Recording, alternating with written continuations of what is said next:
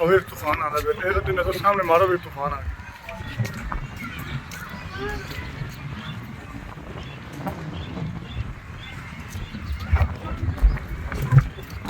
ऐसे जा ऐसे जो दूर और उधर जो उस साइड पे ऐसे ऐसे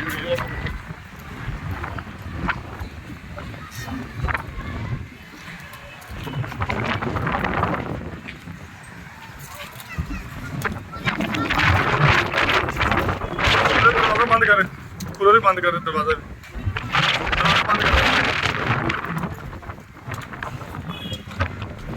विंडो भी बंद कर दे।